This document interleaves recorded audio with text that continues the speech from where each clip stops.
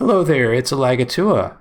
It's nice to see everybody again. It's been a little bit of a break since the last video. Today we're going to be covering another game from the Smacky Cup from the second round. But before we get into the game today, I'd like to do a brief moment to give you some updates on just what's been going on since it's been a little bit of time since the last video. As far as the Smacky Cup goes, I'm into round 5 of the Smacky Cup. Unfortunately, my opponent tried to take a vacation right before their timer expired in our round 4 game. And so they basically timed out. And the game, I think, made it to like day 4 or something like that. So the game barely got going. I had another plan to make a video for that map and for that matchup, but my opponent messaged me and asked if I wanted to do just I guess like kind of an unofficial game, not part of the tournament, but the same matchup on the same map, and I was happy to do that, but I think my opponent's been very busy with things outside of the game, and that game has not taken place yet, but I will honor his request to have the match whenever he feels like he's got time to properly plan for it. So when that happens, ideally we can use that game for the video, regardless of how it ends up going. But I don't know how long that's going to take. That is beyond my control. So just a heads up, that video may not be showing up for a while, and there's not much I can do about that. And then for round 5, I'm still waiting on some of the other games to play out. So it's going to be a while before there ends up being any kind of Stalingrad video. So stay tuned for that. But I've gone as far as I can with my videos in Smacky Cup. And we're just waiting on other stuff to resolve itself. So in general, I haven't had a lot of time. It's been a really busy couple of months. I've had some travel, a lot of things going on with work. If you know anything about the stuff I do with Ocarina of Time Randomizer, the game mode that I've built there called Triforce Blitz, we're beginning our Season 3 tournament, and so I'm an administrator for that. That's taken up a lot of my time for what I am able to dedicate to gaming. So really excited about that. If you don't know what that is, check out triforceblitz.com. It's really fun. But that will be going on for the next couple of months, and I'll be doing some probably commentary on that for some broadcasting of the matches, things like that. So splitting my attention away, and then also my son is very close to turning 1 year old. And so it's just an exciting time, but also a very busy time taking care of the big boy. So that's kind of what's going on with me. And hopefully that explains the lack of activity recently. So I hope you can understand why it's been a little bit slow. But today we're changing that. We're going to get into this replay. And let's get into this thing. So this is from round 2 of the Smacky Cup 3, and we're back on Scavenger, which is, I think, a really classic map. And in the video that I did for my match in round 2, I played Kindle against a Drake. Today we're going to flip things around, and we're going to take the opposite side of this matchup. So we're going to be following Swagmaster, who is player 1, playing Drake, and Swagmaster is going to be playing against Shiyou, who is playing Kindle. I don't know too much about Shiyou. I'm pretty confident that the Kindle here is a Chinese player based on their name, because Shiyou means roommate in Chinese. So I'm just extrapolating from that, but anyway, this should be a good one. I know Swagmaster went very far in, I think, the Smacky Cup 1. And if my memory isn't totally failing me, I think I commentated one of his replays from Smacky Cup 1. So good to see Swagmaster back, I think, as long as I am remembering things correctly. And with the players introduced, let's talk a little bit about the map. Now, I'm not going to go into very much detail about the map, because if you want the whole breakdown of the map, please go watch my other video. I don't need to repeat myself. This video will probably be long enough without a full recap of the map. But to hit some of the high points really briefly, these are kind of the key properties. We're going to see what happens with the pipe seam here. And oftentimes this map ends up being a really big cluster fight in the center here. So this ends up often being a very brawly map before too long. Doesn't really tend to stall that much, especially if it's not a mirror. So going to be probably a very dynamic map with a lot of fighting. And for Drake wants this to kind of stall a little bit before things get really crazy. And Kindle wants to win the early game and end up with more properties than Drake early on, because once the early game ends, oftentimes it becomes very difficult to secure properties for both players, because Drake's going to get that global damage that's going to drop the HP of infantry and can stall captures. And then obviously Kindle has the CO power that can damage infantry or damage anything on cities. And so that's going to interrupt and slow down captures as well. So the early game ends up being very important because oftentimes the properties you get in the early game are the properties you end up with in the mid game. So with that being said, let's get into this, and we're going to be following Swagmaster again, the Drake. As per tradition, I've disabled all of our knowledge of what Kindle will be doing in this matchup. So we are in the dark, just like Swagmaster is. So kind of skip through the first couple of turns. This is, as player one, you're pretty much forced to do this open. You're not forced to, I guess, but you want to send the infantry from this base to get the base here, because you can get a faster turn one capture on this side. All things that we've talked about before. I will not belabor the point any further. And this is already a very interesting start, because Drake has opted to open for a day 3 recon. This is a very non-traditional opening on this map and in this matchup. And the reason for that is day 3 recons generally want to interrupt infantry on cities that are capturing.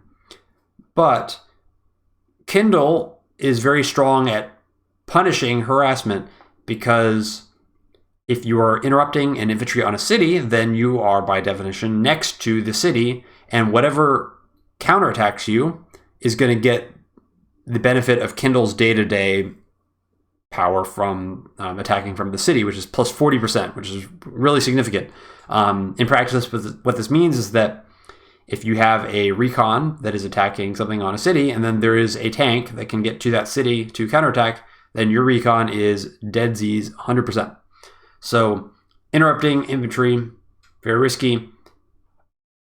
But at the same time, because this is not really the meta play, it can kind of work out, because Kindle is the one that's going to want to build recons, because Kindle knows that it's not very easy for Drake to harass. So if Kindle goes recons, then oftentimes Kindle will not be in a position to counter the early harass, and won't have a tank basically to counterattack with. So it could work in theory, but I'm not totally in love with the idea of a day 3 recon on this map, but we'll see how Swagmaster chooses to use it. If you're going to go day 3 recon, you want to block cities more than harass and attack into units that are already on a city capturing it. So that's just kind of a limitation in this particular matchup. So we're not going to see anything from Shiyou this time, as it is very early. And so we're going to kind of continue moving through the capture phase here.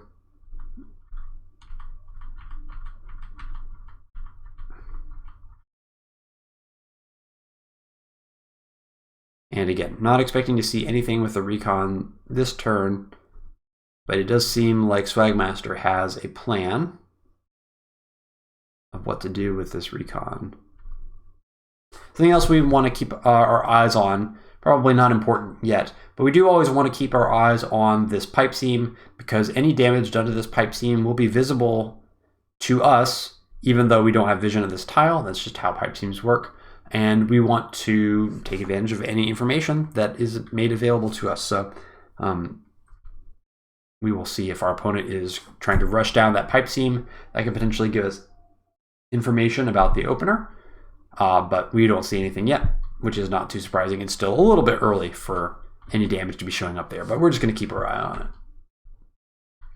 But day 6 rolls around, no information so far, and I think this really has to be kind of a pre-planned or pre-calculated opening. The first few days or so of this matchup are pretty predictable, and so I think this is deliberately designed to kind of arrive on this city in time to block this infantry.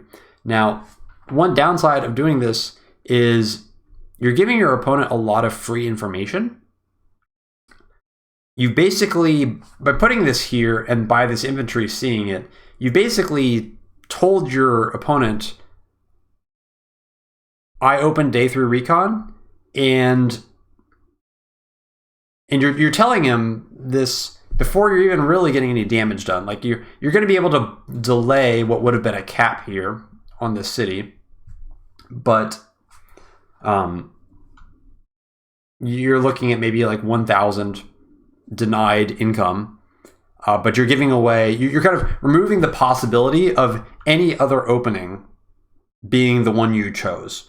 So that is, again, kind of the downside of the day 3 opening. It gives your opponent a lot of ability to not be afraid of other possibilities that you could have chosen, and your opponent doesn't need to play around that anymore because they pretty much know what you have on the map, which would be not much other than the day 3 recon. But regardless, it's a reasonable opening. It is going to block that city for an extra turn, so that is some value out of the day 3 recon. And putting it on the city means that it's not going to. It's really unlikely to get counterattacked. Unlikely for there to be any tanks available to attack that. And if they were, I think it's day 6. Like I think it would have to be like a day 5 tank from here, and then moved here was really unlikely. So it is, as far as day 3 recons go, is quite safe. Unlikely to really blow up in your face. And now looks like Drake's going to be getting a tank to probably start securing this area up here, which makes sense. Like if there's anything that's likely to be harassed, it's going to be this area. So sending a tank up there to counterattack against Kindle Recon Harass seems very reasonable.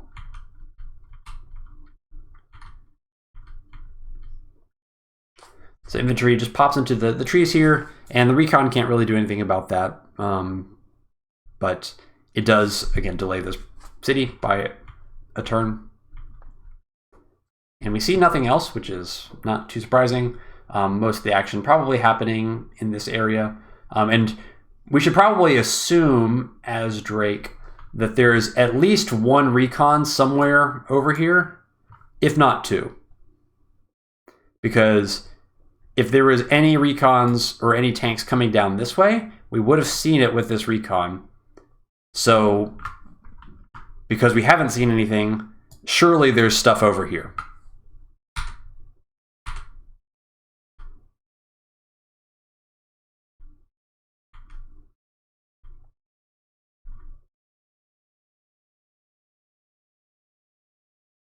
All right, this is a little bit spooky, moving this recon here, just because if I were Kindle and I had a recon around here, I might be inclined to basically kind of sneak it out of the city as a block. But regardless, it's not too crazy. But anyway, we don't see too much in the middle. This is all standard stuff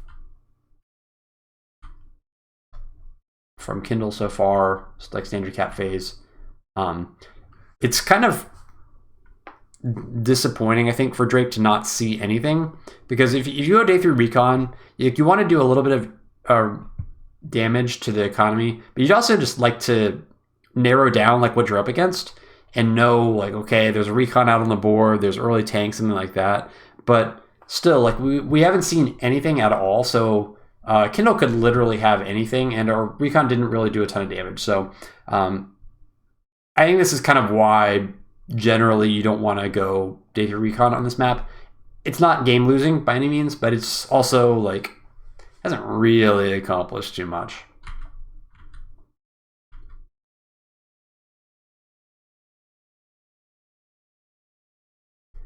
This is pretty interesting by Kindle. So this is very aggressive infantry positioning here, kind of daring a recon to come in and attack this infantry.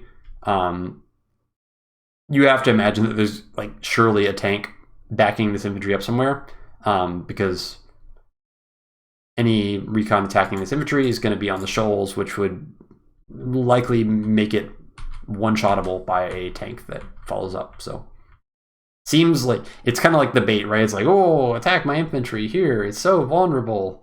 Look at all the damage you could do, but actually likely to end in death for the attacking recon.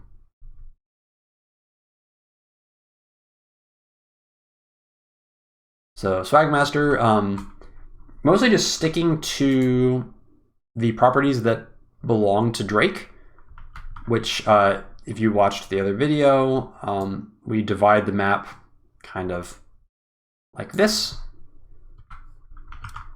Because Drake could have theoretically gone for this capture, right? Like you could have done like a recon attack here, and then the infantry comes over here and caps this.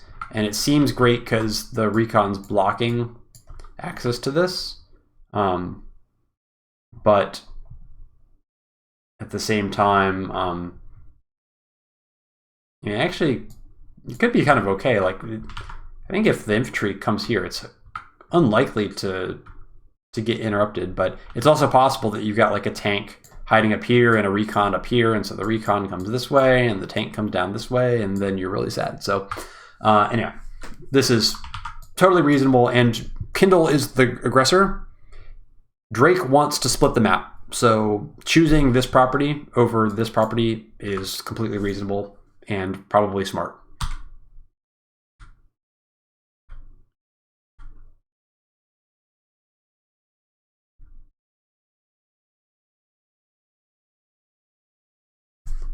Okay, so didn't really hit any harassment over here, but good positioning with the tank to be able to cover this infantry, which is, if there's going to be harass coming, like this is the infantry that would get hit. So solid so far, and let's see what our recon ends up doing.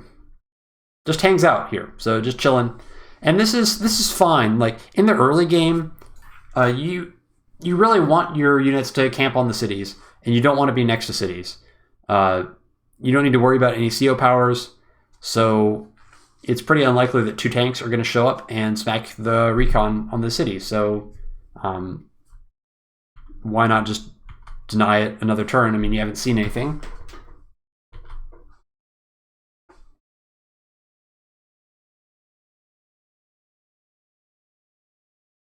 Okay, so probably what happened here was there's a recon here.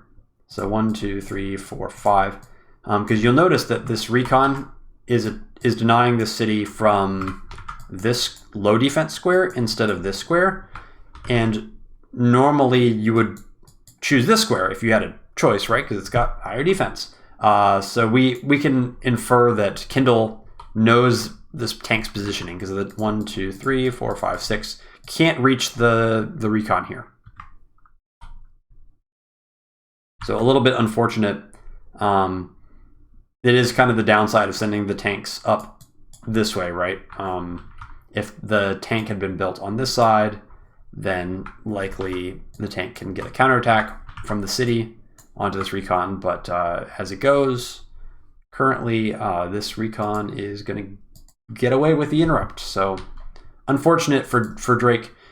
Drake really wants to get some of these center cities, or at the very least not get behind on the center cities, because as we said early on, the cities that you end up with after the early game tend to be the cities that you're stuck with in the mid game when all of the CO powers and day-to-days start activating, and makes things very difficult to actually secure properties.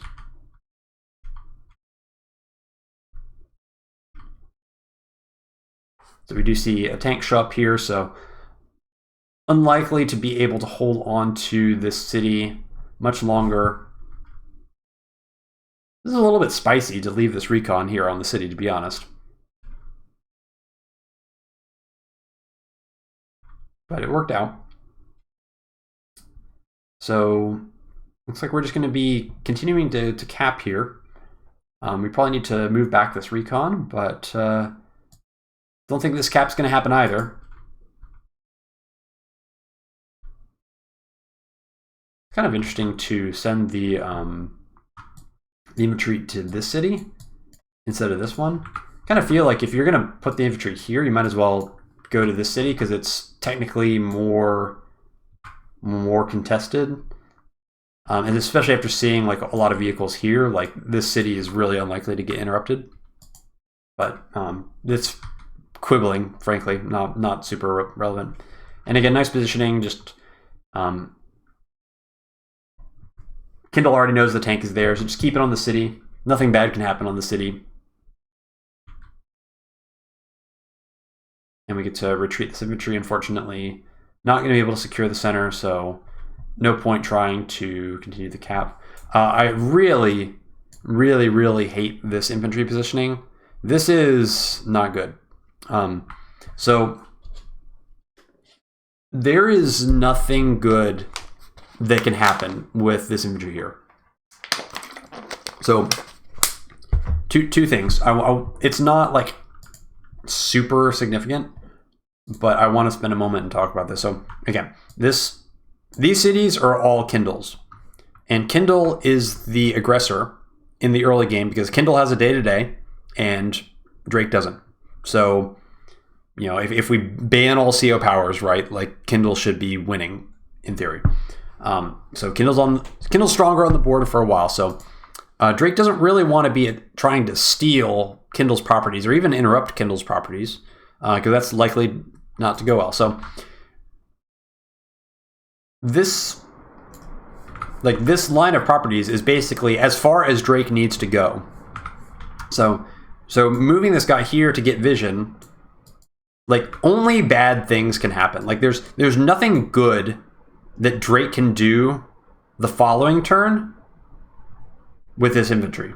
So having him here basically just means the best thing that can happen to this infantry is nothing, right? If there's no vehicles down here to this to attack this infantry, then that's fine. Nothing happens, but then that infantry still can't do anything useful, right? I guess he could watch Kindle capture this property, but you can't realistically threaten this property. That's just going to get your infantry killed.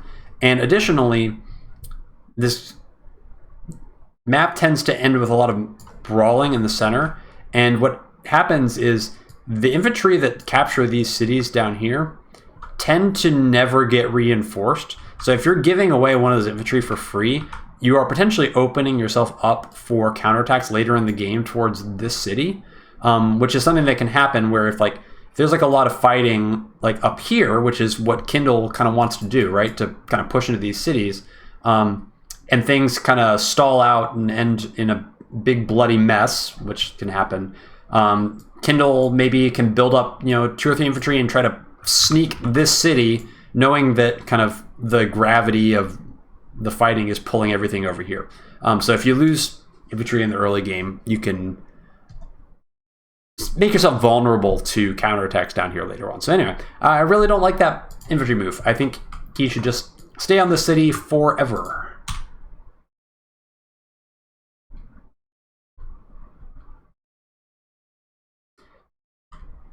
But otherwise, Drake doing Drake things, a lot of tanks, a lot of recons. That's what you want. Just keep it simple, build up your forces, and eventually we want to be running tanks into each other. No attempts to deal with the pipe seams yet, which is kind of interesting. And this is one of those situations where both players are kind of playing chicken, right? It's like, you invest a vehicle to attack the pipe seam first. No, you do, because the second you show that you're committing, units to kill the pipe seam, like that should signal that you're actually weaker in a potential brawl in the center of the map. So it's kind of tricky to decide, okay, I want to invest the funds to build an artillery to actually bring this thing down to strengthen my position in the center in a few turns. But the incomes are getting to be pretty reasonably high, and most of the contested properties are getting close to lockdown, if not this turn, then maybe next turn. So I think now is pretty close to the time where an artillery is appropriate to start working on this pipe seam. But let's see if that actually happens this turn. It does. Okay, so that's great. I think it's completely reasonable timing to bring in an artillery for the pipe seam. Not too early and not too late, because you don't want to wait until your opponent has the pipe seam totally busted down in the mid game to start working on it. That puts you at risk as well. So I think that's great. So good stuff from Swagmaster so far, and then obviously retreating this recon, knowing that Drake, we need to kind of be more defensive, and we can't delay this center cap any further. We'll see if we see anything interesting. And yeah, so this infantry gets popped here, so we don't have a tank covering this, so we just have to accept that we can't contest these cities. But as Drake, we shouldn't be contesting these cities anyway, so I won't spend any more time on that point. But Kindle seems like she is daring Drake to kind of come in and try and secure these two cities. This is something that can happen a lot this map, and it's tough for Drake, right? Because you don't want to give up the city for free, but realistically, if you send in a recon to try and contest this, the recon is just going to die for 4 HP of infantry damage and delaying the cap on the city. So that doesn't really feel great, and that's why Kindle is very good on this map. So Kindle being more aggressive with the captures, as Kindle should be. And I think as Drake, you just kind of have to let this one go and hope that you can secure your properties on your side of the map and let Kindle have hers. And again, we kind of want the game to stall as Drake. So this is what we would expect to see. Nothing overextended on the side here for Kindle. And we just want to posture to see if we can capture these cities. Unfortunately, the infantry are not really in position to counter-capture this city. So putting a tank on that is pretty good, because it makes it pretty unlikely that Kindle will put a tank on here. And if Kindle puts a tank on here, then it's going to be really, really difficult as Drake to remove, because that tank is going to get the day-to-day power of Kindle. And the best way for Drake to remove a Kindle tank on a city is with an artillery, and we don't have that available. We built the artillery, but it needs to bust down the pipe seam. So we need to put the tank on the city to prevent Kindle from doing it first.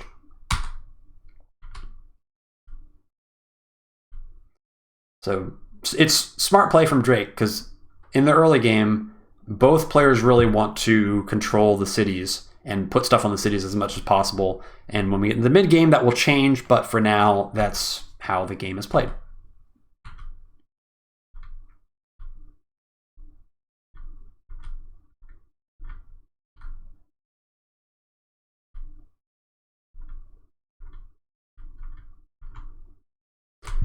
Okay, and it's a day 10.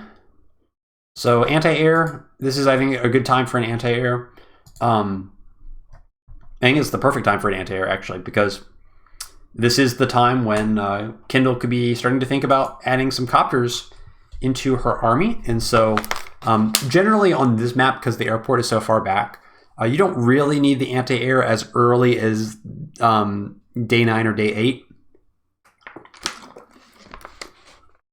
So I think this is a great time for the anti-air. And Drake doing exactly what Drake should do, not getting baited into contesting this city, just focusing on capturing Drake cities and make Kindle make the plays to try and deny the cities that are on your side of the map.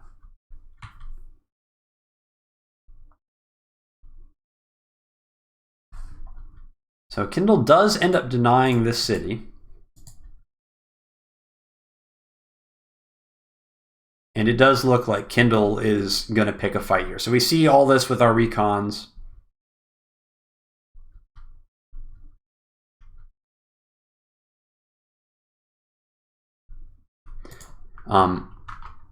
We should assume that there is a ton of stuff here. Like probably 3 tanks and maybe an artillery in this area. Also, still no damage on the pipe seam, so that's nice at least. The good news is that we are going to be able to deal with this infantry pretty safely. We can just put a tank on the city here, or even a recon potentially on the city, and we have vision of this line, this diagonal here, which means that there's not going to be a surprise artillery that can try to force us off this city. That's something that Kindle could definitely be thinking about, but we have vision, so we know that's not the case. So Kindle's kind of saying, I'm going to sack an infantry to prevent you from capturing this, and I will lose this infantry, but the longer I can deny this city, I wanted to deny it until Kindle wants to deny it until we get into the mid game, and then Kindle won't need to sacrifice units. Kindle will be able to deny the cities through CO powers and brawling. So I think it's pretty sensible for Kindle to do this. And also, if a tank goes on the city, then that's an extra turn that the city is going to get denied. And so the recon comes on there, pretty reasonable play. And again, so we see the artillery here, a nice kind of formation of blockers for this artillery. So there is no way that we are going to end up attacking into this. We have no interest in attacking into this. And we just kind of have to leave this be. So we can't try to punish this recon positioning. It's annoying giving the opponent so much vision of our stuff, but there's just nothing you can do about it. Artillery is really good. Interesting that Kindle would make an artillery and not break down the pipe seam. And knowing this, we kind of need to wait, because right now we're committing to busting this pipe seam down, and so that's going to make us stronger in about 3 turns, but until then it's actually going to make us weaker. So we kind of don't want to start a brawl yet. And again, not getting baited into trying to attack into this city. Drake just doesn't really have the tools to contest the cities in the early game. Drake just needs to focus on locking down his cities, and that's what we're doing. It is uncomfortable because Kindle's infantry all of this is poised to deny this. There's no world where this city gets captured by us next turn, but at the same time, we're kind of obligated to continue trying and hope that the trades over the city will eventually work out for us in the medium term.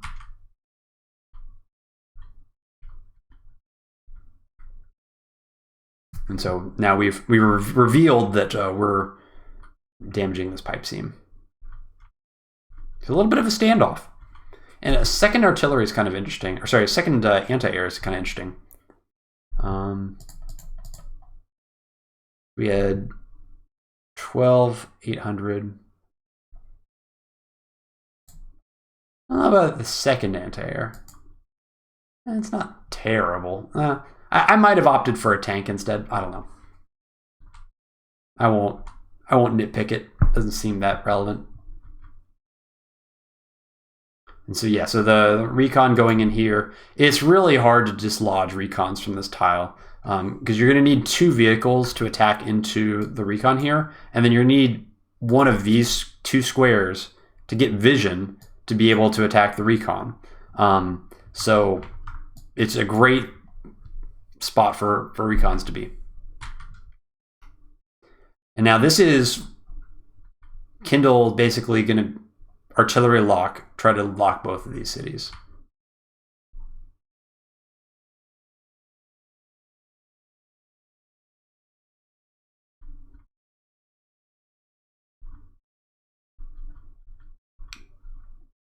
All right.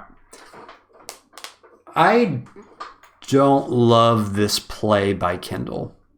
Well, let me step back and say that again. I like the idea.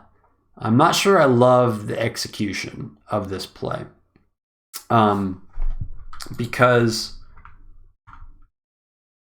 Drake is like 100% of the time Drake is going to have all of the stuff here. Like there's no way that there's kind of no way that this artillery doesn't get slapped. And you really don't want this artillery to get attacked. Like fighting in this area, like fighting here on this line is good for Kindle, but fighting on this line is not great because there's no cities like on this exact diagonal, right? And there's no cities, there's no tiles that are next to cities. So if you're like literally fighting on this diagonal here, well, not too far, but like these kind of 4 squares and even these squares, then Kindle's not getting the day-to-day. So it's like, it's the one area where Kindle just doesn't get a lot of benefit from her day-to-day. And basically any other area on the map, either further forward or further back, gets a lot of benefit. So I almost wish that it was like, I almost wish the artillery was in the woods.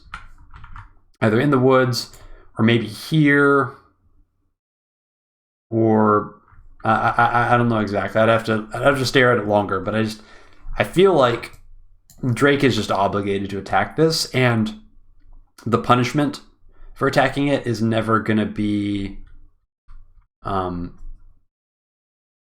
as good. Additionally, you're kind of giving up a full first volley on all of your infantry, because all of these guys are basically going to crash into the infantry first. So, I mean, it's not, that doesn't mean that the fight is necessarily lost, but you're kind of giving up the first salvo to Drake, and you're going to take the full brunt right here. Like, this is going to be a big attack. I do like this by Drake, because Drake knows, like, Drake has to do something about this artillery. Drake cannot allow that artillery to stay there because that artillery will lock down Drake's cities forever. And this is a tournament match, so there is a day limit. So Drake is going to have to get those cities eventually. So we can't let that artillery stay there. So the first thing that we want to do is we want to get the best information possible to plan a really efficient move. And we also get some nice damage on this infantry. But if for some reason we saw something we didn't like maybe a medium tank or something, like I think medium, if we saw a medium tank, like we would really not like that, right?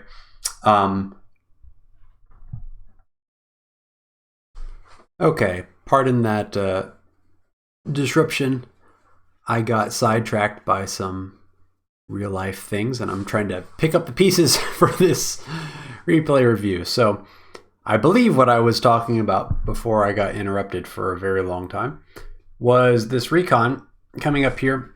And this is a very important turn because as Drake, we can't let this artillery hang out here. So this is the turn that we probably need to commit our entire death ball to the attack. But we would like to know what we're up against. And if we commit our recon and we see something that we really don't like, which would probably be a medium tank, that would be something that we don't like. If that were to show up in our vision, then we might make a different plan. So sending in this recon first is really great because we can always bail, but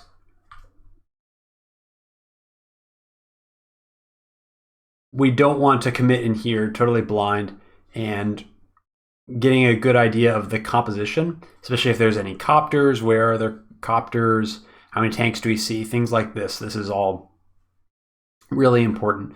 And we're going to get a full salvo off on some of these forward infantry here, and also breaking through to the artillery is going to be pretty trivial.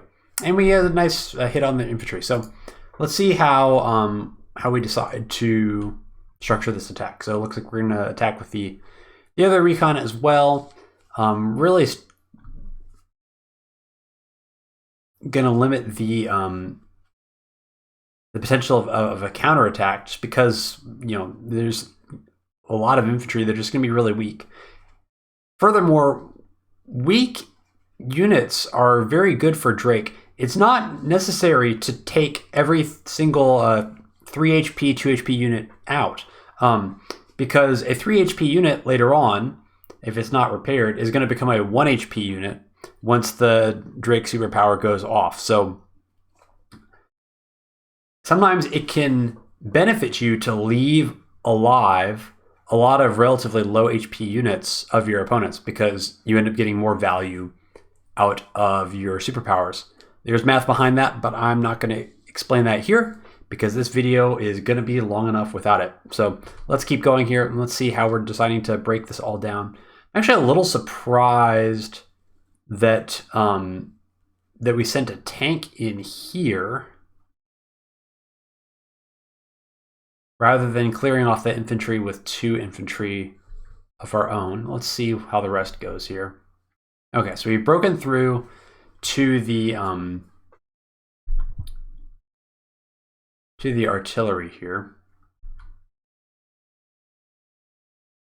We get a nice shot off on the recon. One thing that's very nice about this positioning, so we need to consider the possibility that next turn Kindle is going to get enough charge for the first CO power.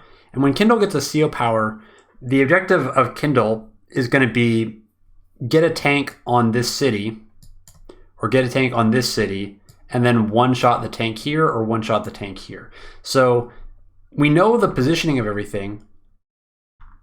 We're going to try and wall this in a way that there's no way that a tank can get over here, or there's no way that there's enough units to kind of clear off what's on the city, get to what's on the city, and then have a tank left over to be able to punish us. And we see the layout of the troops. So like a lot of the stuff is kind of over here. It's a little bit out of position, to be honest. And so this city is not really going to come back and hurt us. It's really only this city that we have to worry about. And so when we're doing this positioning here, so creating this little angle here is pretty nice, because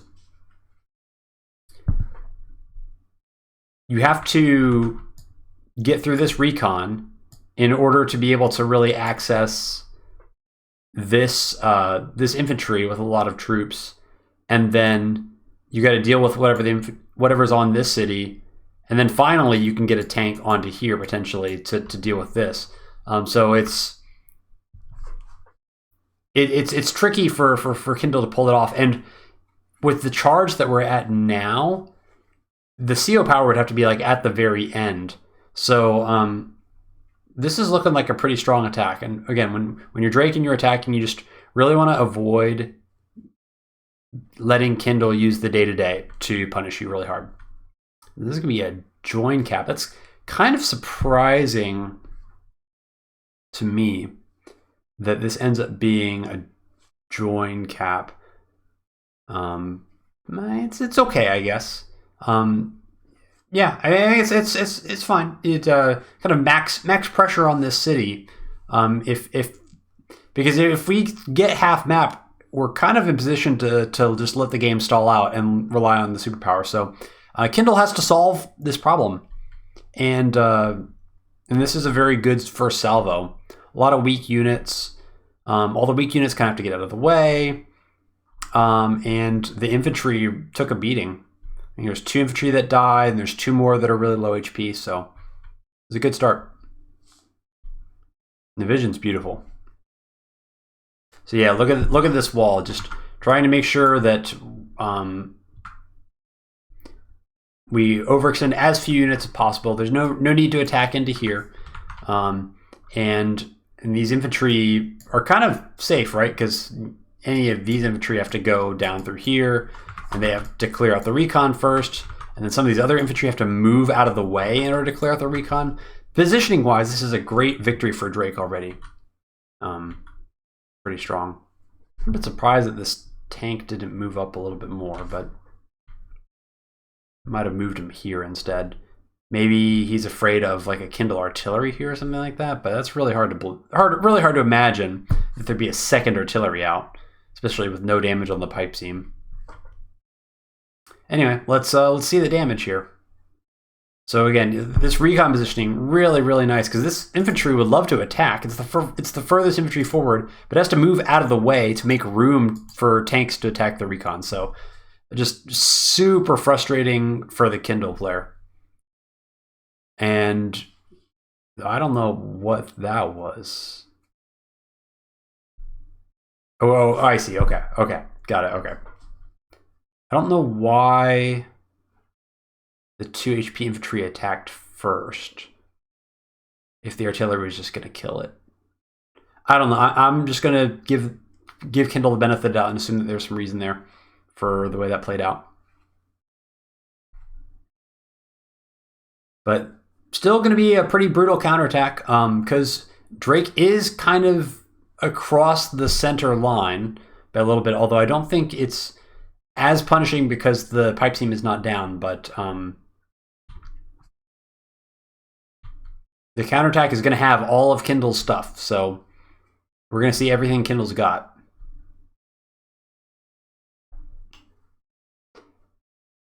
Oof.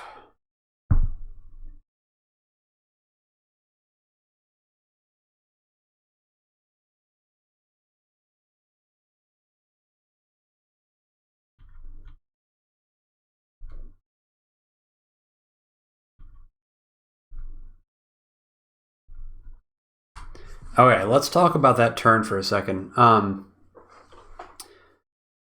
Kindle was able to get the CO power, but this was not a happy CO power.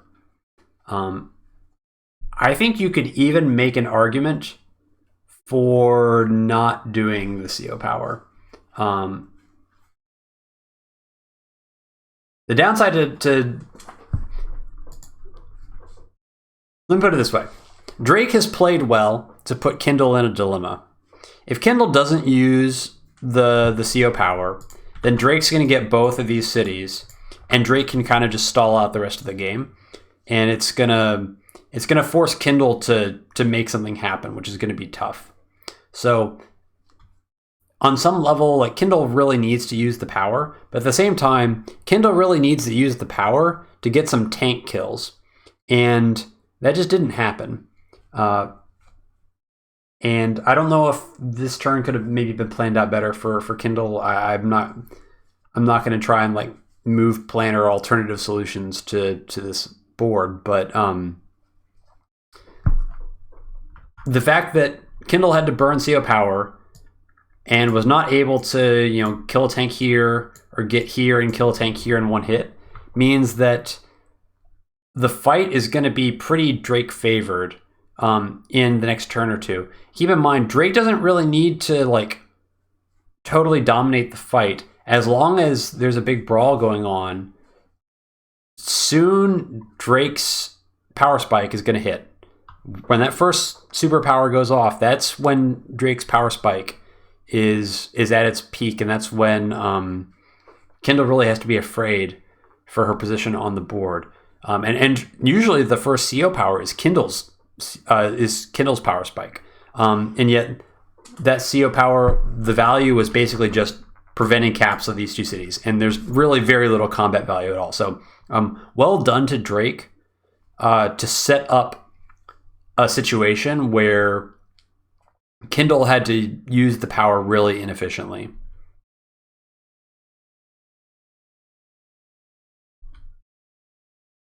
All right. So now it's just brawling efficiently. We're going to brawl.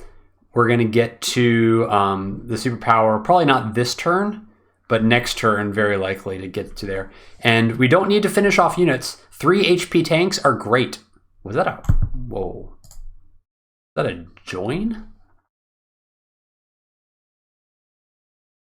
I don't know about that one. All right. Well, anyway, that was a join. I'm not sure that was necessary, but leaving all these units at like 3 HP is great. You don't need to actually kill them because when superpower hits, they're down to 1 HP and they're basically, they're able to be finished off by infantry. So no need to waste a tank attack clearing out those units.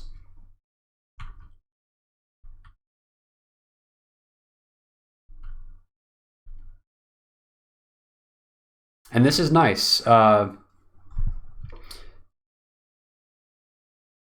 Okay, so we did see some pipe seam damage.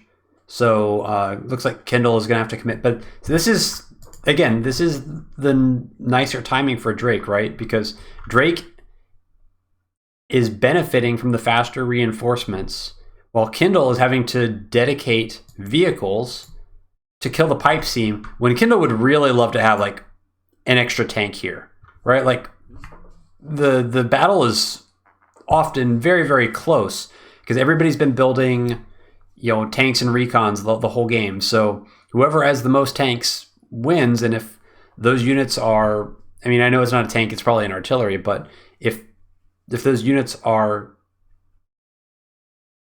here dealing with the pipe seam, then they're not fighting, and that could end up being something that tips the battle one way or the other.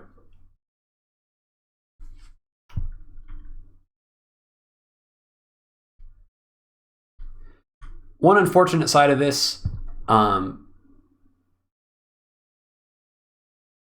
the tank fight went pretty well for Kindle.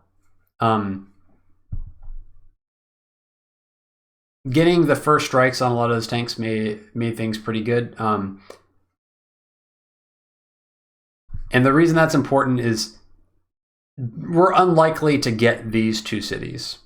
Right, like this is going to get denied 1,000,000%.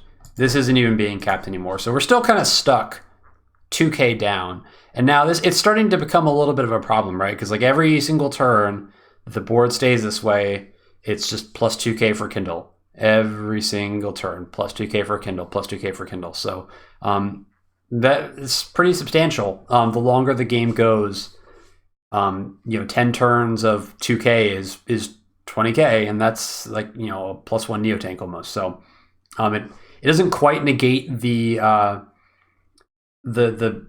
economic penalty of the global damage that Drake's gonna unleash soon, but it's as far as the board is concerned,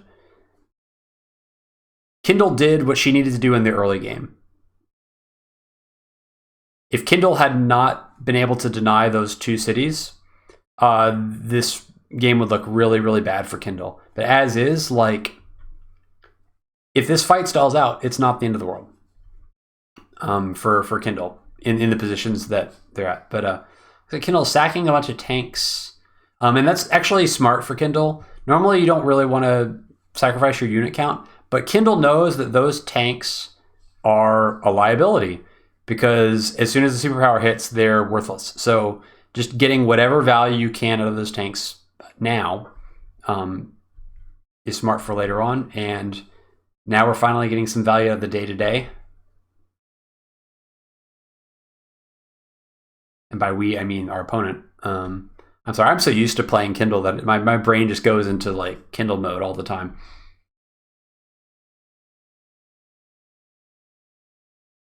But yeah, this is the classic scavenger game. Wow. That's an overextendy right there. I'm not a believer in that, although it looks maybe it'll work out, but I don't love that as the Kindle player.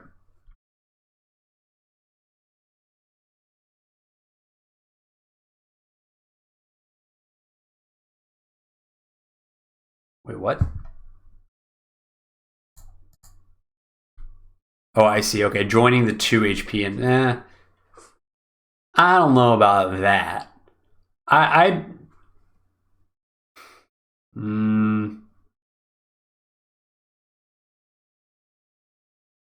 I don't know about that one. I think I'd probably keep the 2 HP infantry and not join it because infantry numbers matter more. But anyway, that's what Kindle did, and Kindle's going for the cap on this. I think this is not a realistic objective that Kindle can take. This is just to lock down the city and force Drake to attack. Also, this is the superpower turn. Be honest, kind of think that this infantry might have been better here. Just staying on the city for the counterattack next turn, but well. Superpower time. So this is Drake's power spike. So it's all about the brawling. Like there's not too much to analyze, right? We're just we're sending our entire army into the other player's army and hoping that we end up in a good position. And this is kind of a bloodbath so far. Wow. Yeah, see, that's why I don't like that infantry there, because it just gets picked off for free.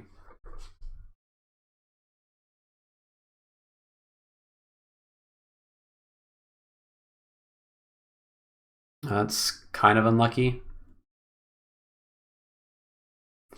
Yeah, because if that infantry had finished off the anti-air, then that would have been a follow-up kill on that 1 HP infantry, which would have been kind of nice, but can't win them all.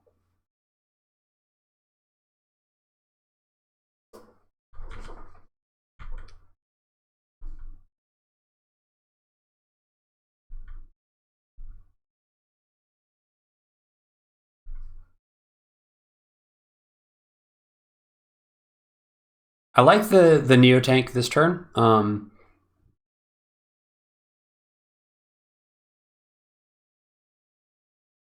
One of the nice things about getting the Neo tank now is the turn for Kindle coming up right here.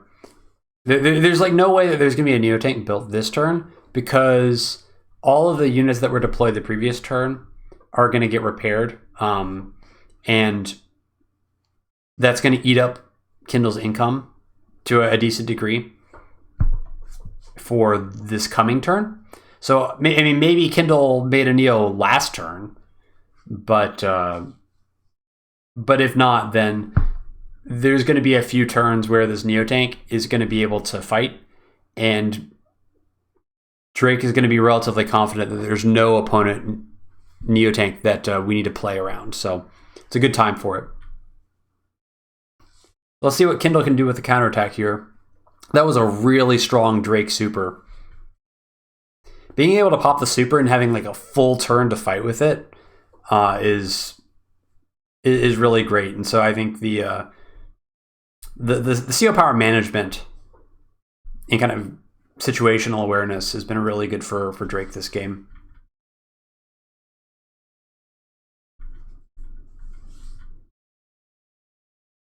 And yeah, I mean, that was pretty harmless overall for Kindle. So now it's about consolidating, and we still need to get these 2 cities. So we need to get some infantry on there and force Kindle to keep fighting inefficiently into our caps. I don't know if these are rolls or not. Also, seeing the copter is really nice. And moving the anti-air back, just can this cover everything?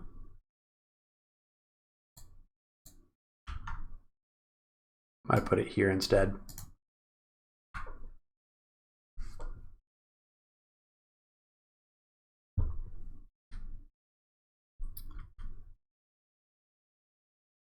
I mean, I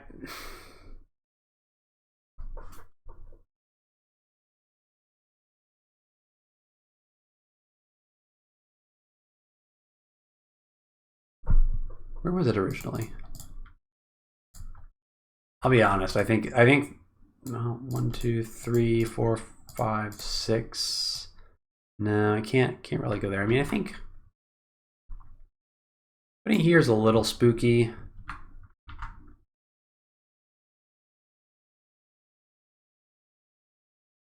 Honestly, I would still consider putting it there, because this 4 HP anti-air against this 8 HP copter is still kind of good enough, even if the 8 HP copter goes into this tank. That's just my opinion. But putting it here helps wall this city off. Although I guess maybe that doesn't really matter, because we're gonna get CO powered this turn anyway. So yeah, it's fine. It's fine. Good positioning though.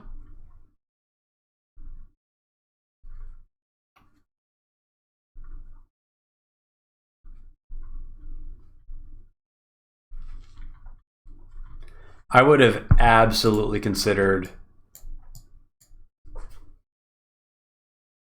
taking a stab at that recon. Having that recon gone would have made such a big difference. Wait, actually, what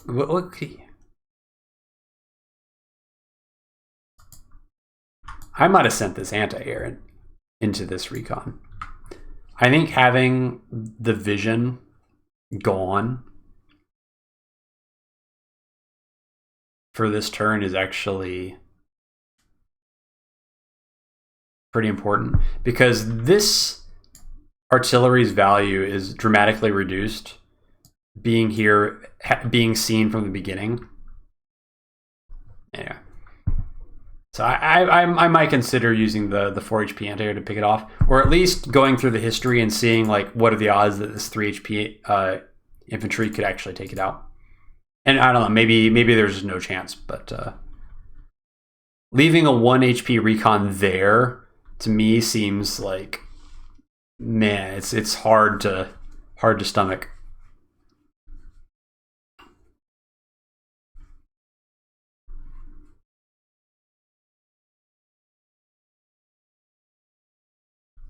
Yeah, so this is more like what Kindle wants to do on the CO power turns. Get on the city, get those free okay. All right, I sure. Ooh.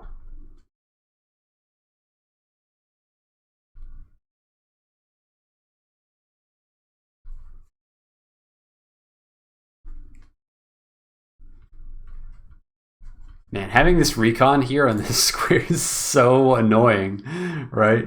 It's so annoying. I was just surprised that the tank went into the infantry, but I guess he wanted the tank hit.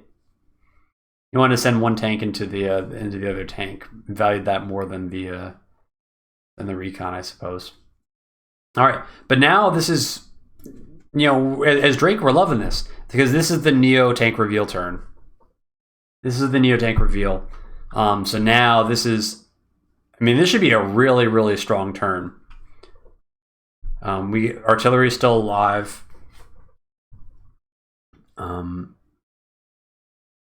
Unfortunately, we're still not going to get these cities, right? Like, seems really unlikely that we can hold on to this position. So, like, the longer the game goes, that's increasingly spooky. But the idea here is, like, again, Kindle, I don't know how much CO power is left over after that turn, but there's a good chance that we're going to have a Drake super before Kindle gets another CO power. And this is when, like, the map should really be starting to tilt in Drake's favor. The tech is arriving. The superpower is going to be coming again. So let's see which tank this Neo tank ends up running into. We have some choices here. Any of these three tanks could get slapped, and they're all decent choices.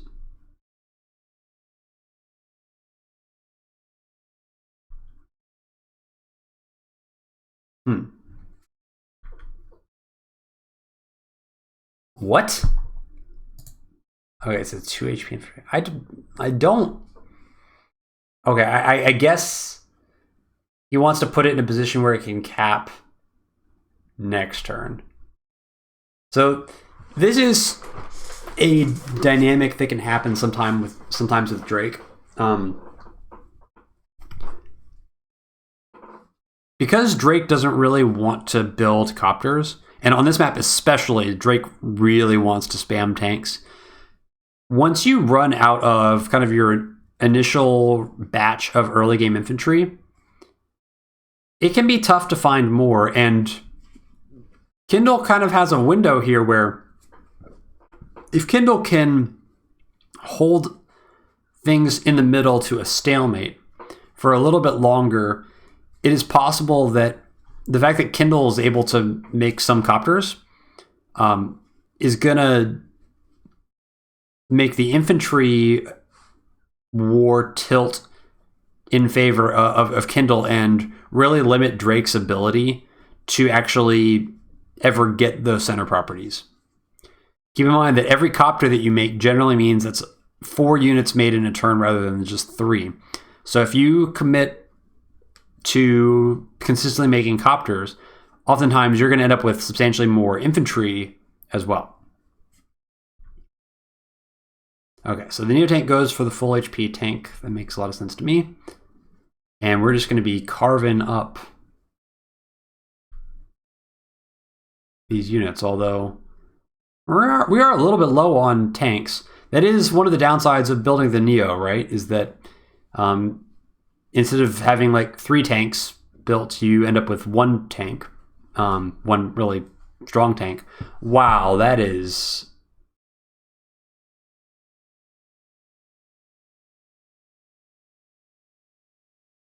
I don't like that. I get it a little bit, because it's like, okay, you're forcing Kindle to spend 2... It's not even 2 vehicle hits, because this infantry can go over and hit it. I don't know. I just feel like you have so few infantry, and you're joining a 7 HP and a full infantry on a city that like surely is going to get denied anyway. I don't. Some of the joins this game have not been my favorite. I'm just going to say that. Because yeah, like that's always how the deny is going to, every single time it's going to be like that, for sure.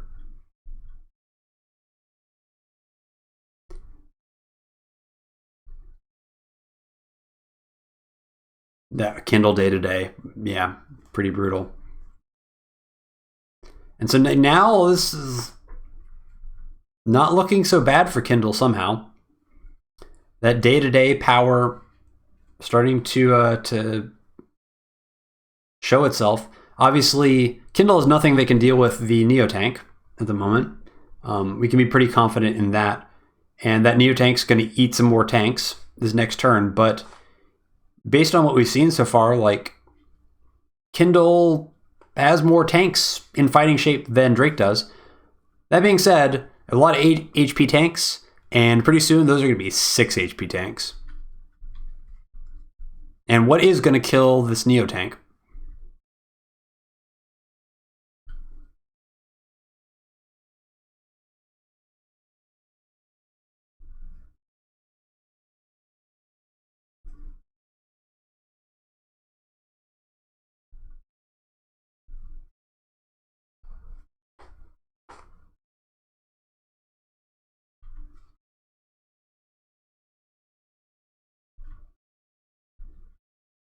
So yeah, really only like one tank that is fighting, that is in fighting shape.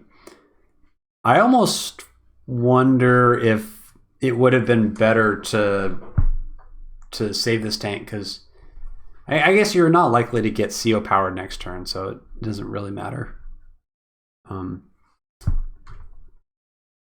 do like the decision though to come here, because if you attack one of these 2 tanks, then again you're crossing the activation line for the reinforcement tanks.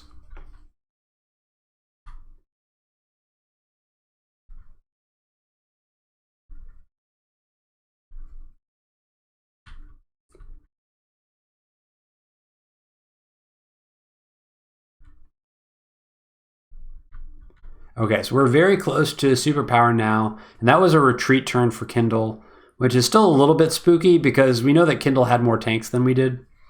But I think Kindle probably rightly anticipating the superpowers coming, and also we're the ones who have to make something happen, right? We've got to find a way to secure these 2 cities, and in order to do that, we probably need to have control over this area. So it's tough, and Kindle having a good early game is really putting Drake in a strategic bind, despite a lot of the mid game being pretty Drake favored so far. Really good recon. We see everything. We know that, well, we definitely are not going to be attacking into that artillery, right? That's on the comm tower. That's just asking for trouble. So now is the time to let Kindle come to us. I think last turn might have been a good turn to mix in a copter rather than the 2 tanks and anti-air, because we're starting to have infantry problems, and we do need full HP infantry to be able to get those 2 cities, and we can put those infantry there. Wow, that's really defensive.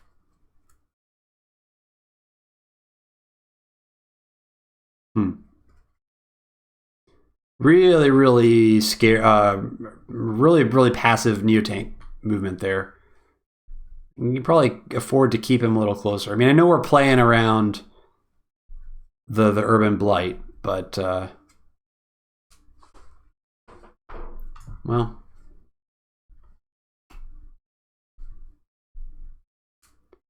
so as it's completely foreseeable.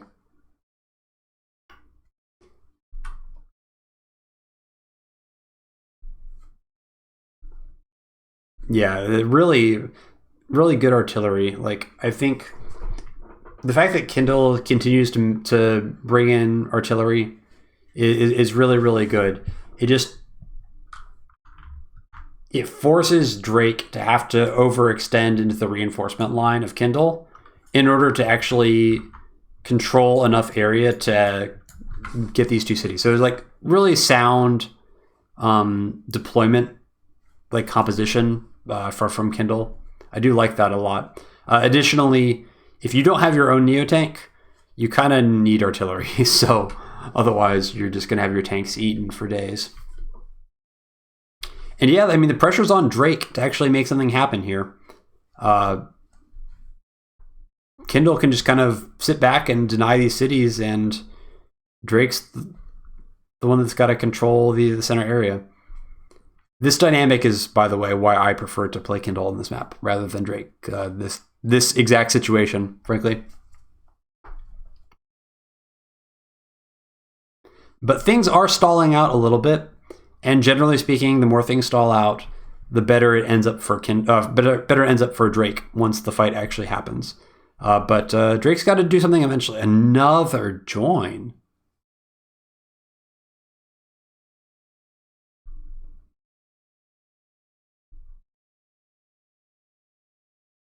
I don't know, man. How many joined units has it been so far? 5. Wow. That is so many. All right, so we got a lot of tech. We're starting to pump out the mediums. Anticipating probably that our opponent has built a Neo tank to counter our Neo tank.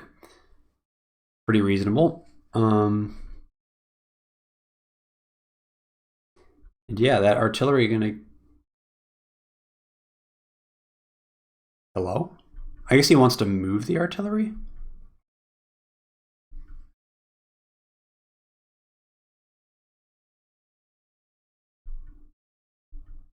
Okay, I guess. All right. So this is a thing that you can do. You got the Neo tank here, and so Kindle's just gonna kind of shift up this way to try and run away from the Neo tank. 1, 2, 3, 4, 5, 6. I mean, like all these guys are safe from the Neo. And 3, 4, 5. They're mostly safe from the medium tank as well. So I like this play from Kindle. Like, this is a really good engagement. The scary thing is the counterattack, right? Because the counterattack is going to be, again, a super at the beginning of the turn, which means the entire fight is going to have the benefit of the additional stats for Drake. Let's see what else we got here.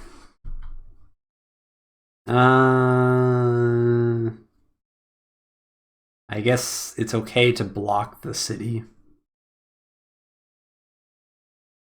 Yeah, I guess. And we know that there's an artillery. Surely there's an artillery in this forest, right?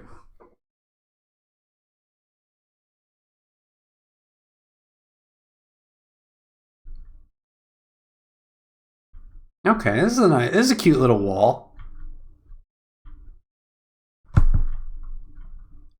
Basically saying, I know you can't take this city, and you don't have infantry to like go here, because like that is one thing that you could do as Drake. You could be like, you're gonna pressure up here. Well, that means you've got nothing down here, but the attrition on Drake's infantry has been so bad that that's unlikely to work. And also the Kindle CO power just makes caps really slow. This is a really critical scout.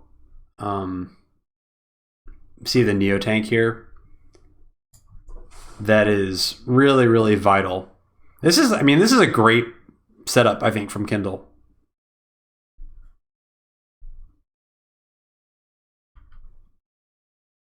But there's a lot of tech coming from Drake, right? Drake doesn't really need to be super scared of the Kindle Neo tank, because we know that there's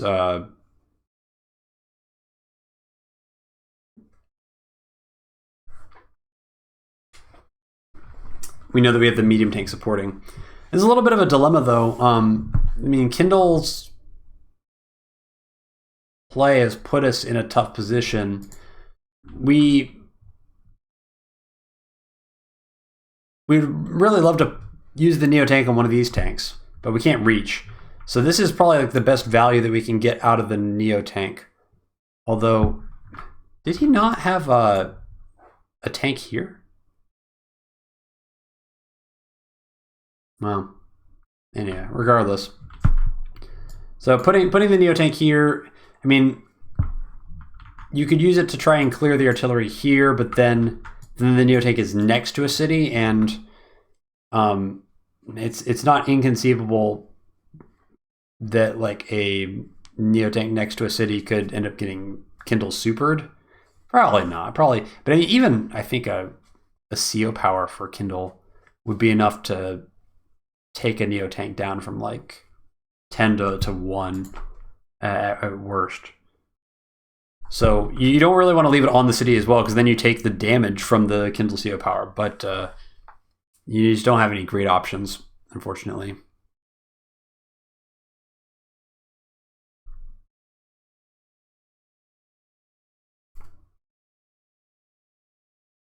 Oof. Oof. Yeah, 6 HP tanks as Kindle, oof, just feels really bad.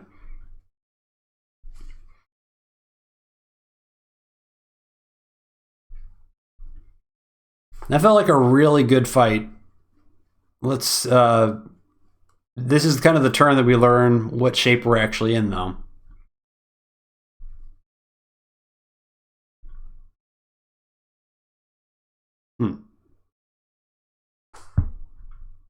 Why?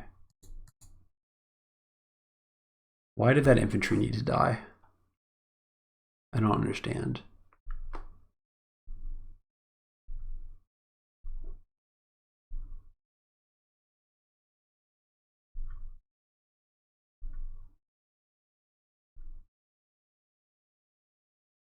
Oh, because he's okay. So he, I think Kindle's gambling that there's no more anti-air.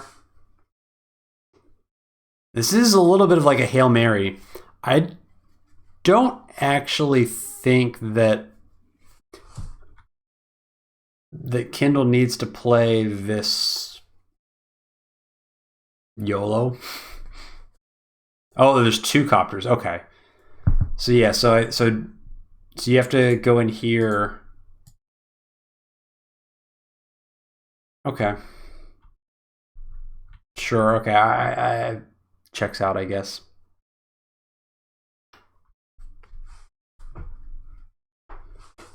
It's a good thing that we have this anti-air here. If we only had this one, this could be pretty problematic. But as such, we can kind of handle this.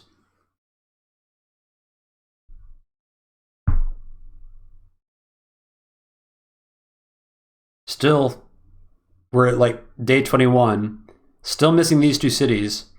So like this entire game, we've been down 2 properties, and that 2K, I mean, over 10 days, that really adds up to be a pretty substantial amount.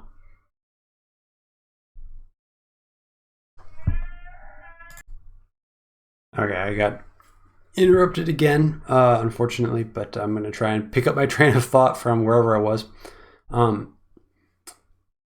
So we're fighting. We got the Neotank down to 4 HP. 4 HP Neotank is not that scary, frankly. There would need to be another tech unit behind it. And really what's winning us the fight is the anti-airs. We're going to knock out those copters.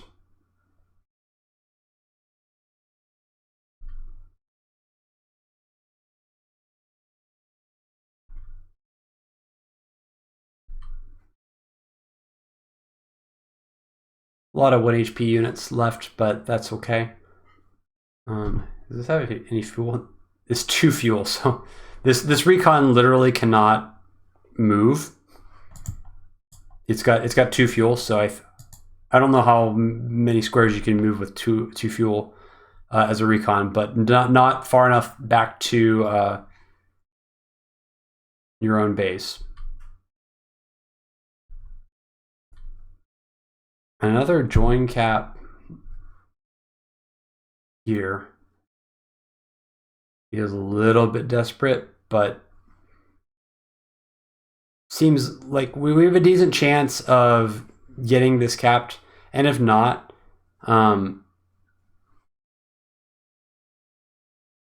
going to be forcing multiple vehicle hits into this city. And right now, Kindle feels like she's in pretty rough shape.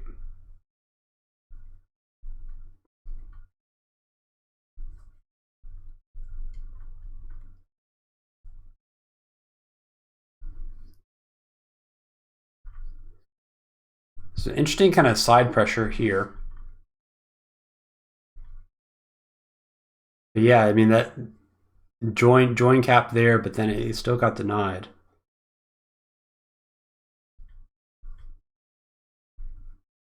But kind of a surprising resign. So after all that, Kindle decides to give it up. So let's take a look at the full vision for this.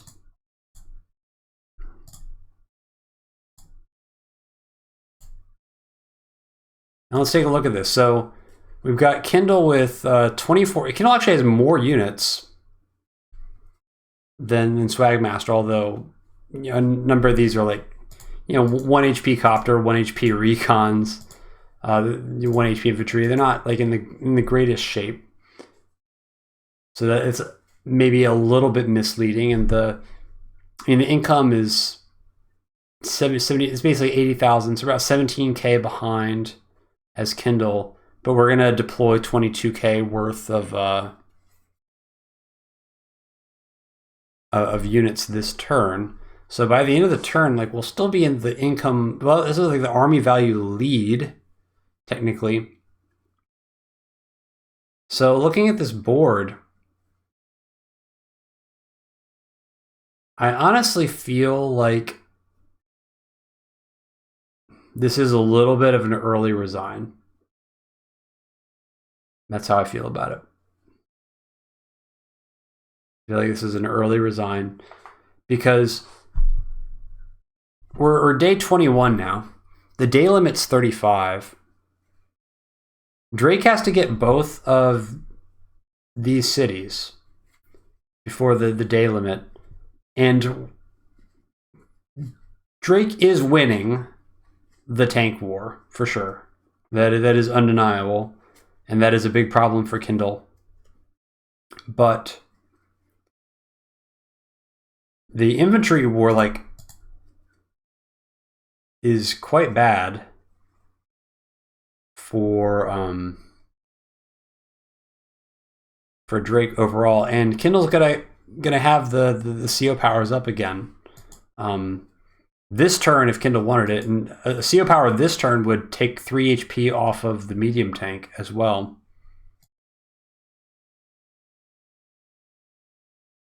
Though I think it might be more prudent to save it for next turn and just focus on maybe denying the properties. But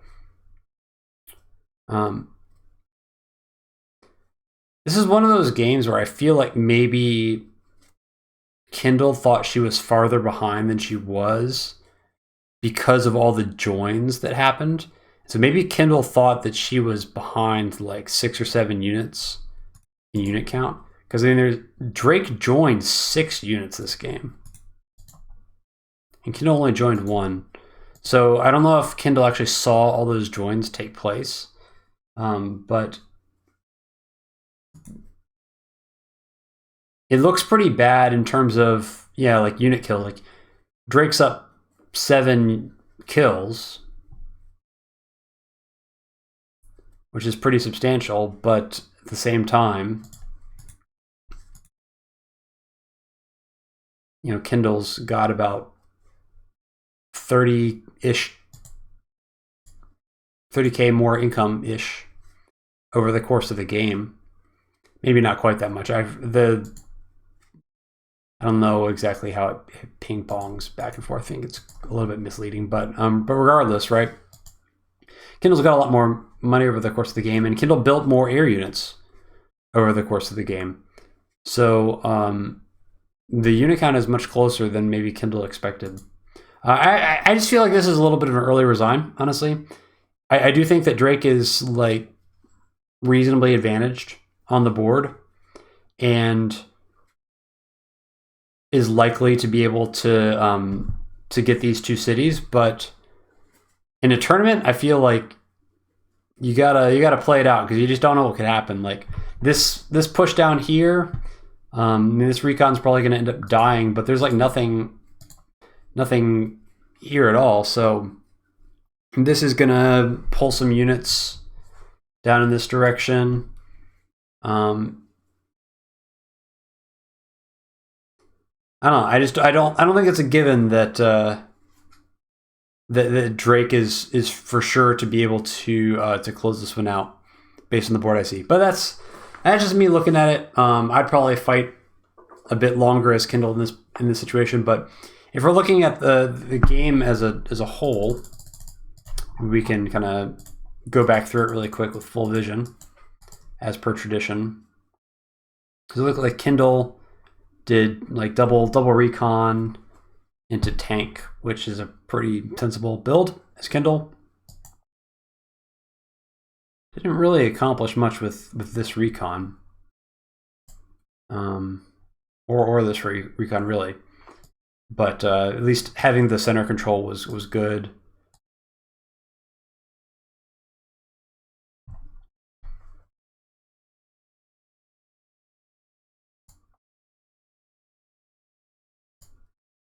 I thought Kindle did a lot of things right, honestly, and I think had like this sequence here gone differently, or maybe if this power, I think you still have to use the power, but like, man, it's rough. I don't know if there was a way to make it work so that the power wouldn't have to be used here, but.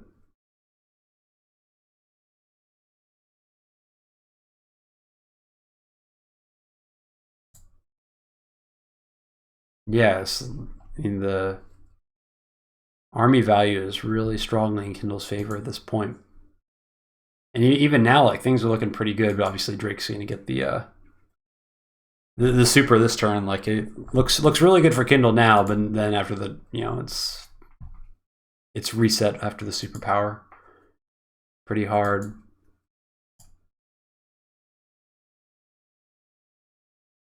I really feel like that Neo tank really closed out the game for Drake. I think if that Neo tank is not built on the superpower turn, that Kindle might be able to stabilize. Because yeah, here, like, it's 34 to 25. Now obviously Kindle's about to get smacked. Yeah, but unit count wise, like, it's not